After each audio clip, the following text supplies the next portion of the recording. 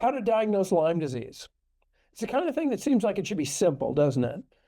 Seems like you ought to be able to just get a blood test and that should be all of it. But unfortunately, it's way more complicated than that. And so we're going to talk about that a little bit today. First of all, there's all kinds of controversies around Lyme disease that you probably know. And the real question is, why is it so confusing? There's sort of two camps. One is if your test is negative, you don't have Lyme. And the other is if you're chronically ill and you can't figure anything else, you must have Lyme. And while it is true that sometimes Lyme disease is a diagnosis of exclusion, it's more complicated than that. And the whole issue of Lyme disease is more complicated than that. So let's dive into that. First of all, it's important to understand that the lab for Lyme disease, what's called the standard kit, that's the kit available at most doctors' offices and standard laboratories, is terrible. It's like a 50-50 whether or not it's going to be positive in early Lyme disease. And then in late Lyme disease, because of various stealth pathologies, which we'll get into in a minute, it can also be variably positive. One of the main reasons for that is because way back when there was a vaccine for Lyme disease called the Limerix vaccine. And because of that, they took out two of the most important antigens in the lab test because they didn't want false positives because people had been vaccinated. So that made the test less reliable. Additionally, there's a timing issue. If let's say you had a classic Lyme disease, you had fevers and chills and sweats and, felt terrible, fluey, and you got this weird rash on your arm or something that was sort of an expanding bullseye. So you go to the doctor and he looks at that and goes, ooh, yeah, that looks like Lyme disease, but let's do a test to find out if it is. So he does that and it comes back negative. You say, oh, must be ringworm or something, and they give you antifungals. But here's the problem. The Lyme disease becomes, the rash becomes positive 3 days to 3 weeks, something like that, after exposure to Lyme.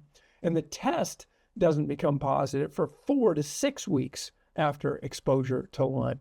So there's this timing mismatch where you actually have Lyme disease and the test is still negative. And a lot of people with erythema migrans, rashes, which even according to the CDC, all you need to diagnose Lyme is the right story, in other words, the right history, and an erythema migrans rash, a bullseye type rash. And if you have that, you're diagnosed with Lyme disease, done, finished, no blood test necessary. But most people, well, not most, half of people with Lyme disease never see an erythema migrans rash. Half of people with Lyme disease never knew they had a tick bite. So that's another thing that makes it complicated. So the clinical history is really important. You need to live in or travel to a place where tick exposure is likely. Now, that used to be a more useful statement in the past, but now every state has reported Lyme disease. So anywhere is Lyme country. There are hotbeds, right? The eastern seaboard, particularly the mid to northeast, Lyme is named after Lyme, Connecticut, so that's obviously a hotbed. But then across the north, east, and central, I was going to say Central America, but central United States, to the Great Lakes area. Those are the hotbeds. That's sort of upper corner of the United States. And so if you have traveled to there, or if you have the summer flu. Most people who get Lyme disease actually just fight it off. They think they had the summer flu. But if you got the summer flu and it didn't go away, that could be Lyme disease, and that needs to be investigated. If you have migratory joint pains, so in other words, this elbow hurts so bad you can hardly use it, and a couple of days later, that's not so bad, but now your knee hurts so bad you can hardly walk. Migratory joint pain. Autonomic symptoms, autonomic nervous system, like you stand up abruptly, you get nervous, you're cold intolerant, heat intolerant, things like that. And then there are specialty labs that you can go to get blood tests. But what we really need is this comprehensive story. So even if the test doesn't come back fully positive, that is evidence of exposure to the tick. Now, the tick isn't the problem. It's the bugs that the tick carries. And the tick carries a number of different pathogens, but one, the most common cause of Lyme disease in the United States is Borrelia burgdorferi, but there are others. And then it can carry other things that we call co-infections like Bartonella or Babesia or whatever. In my area, about a third of the ticks carry Lyme, and about a third of the ticks carry a co-infection. In northern Minnesota, 2/3 of the tick carry Lyme, and half of them carry co-infections. So, the risk depends on where you are. But if you get infected and it's not treated, then it can become chronic, and it doesn't take very long for it to become chronic.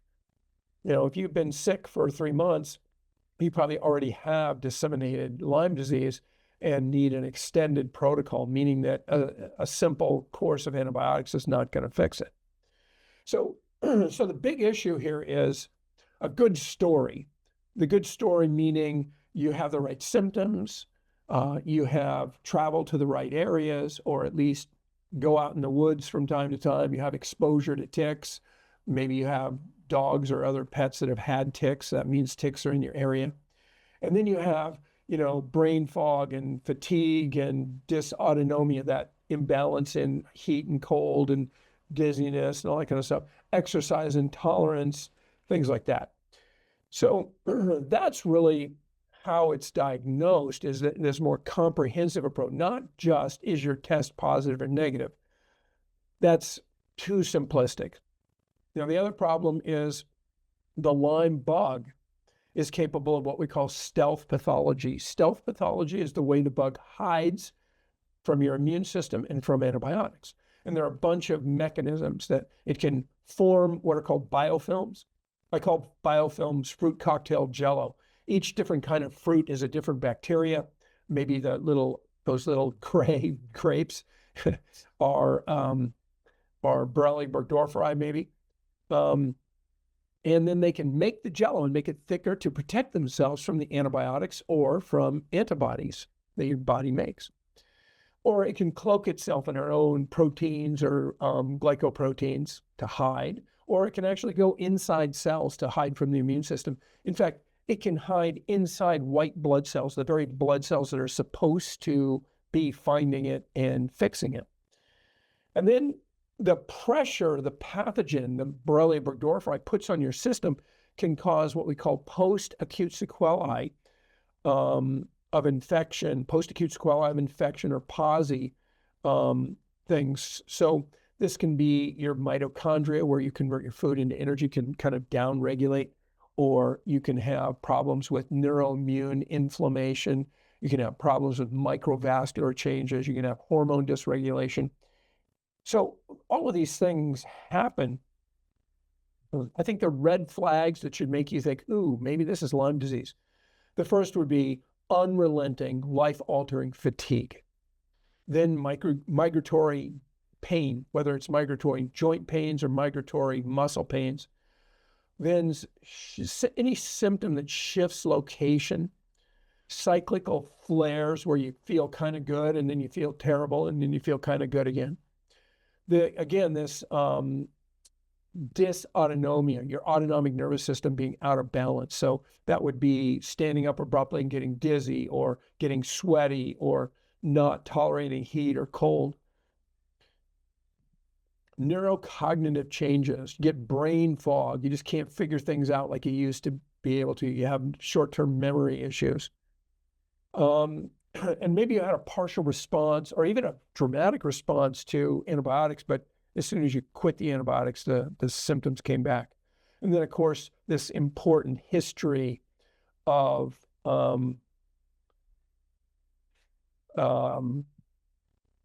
outdoor, exposure to ticks. Lyme disease should be thought of rigorously. So just because you have a chronic illness doesn't mean you have Lyme disease. We should deeply investigate what's going on with you. We shouldn't just label you with Lyme disease, because if you're treating the wrong thing, you'll treat it forever and it'll never go away. And but it can be a diagnosis of exclusion. In other words, we figured out that it's not fibromyalgia, it's not chronic fatigue syndrome, it's not multiple sclerosis, it's not ALS, it's not any other disease, and we're left with a puzzle that fits together in a way that resembles Lyme disease. It's important to exclude that it's not an autoimmune disease, it's not thyroid, it's not a mold illness, it's not long COVID, it's not a post-concussional syndrome, something like that. So it's a bigger conversation about what it might be. And that's what we need to do, is figure out what it might be. All right. So hopefully this was helpful, and we will talk again later.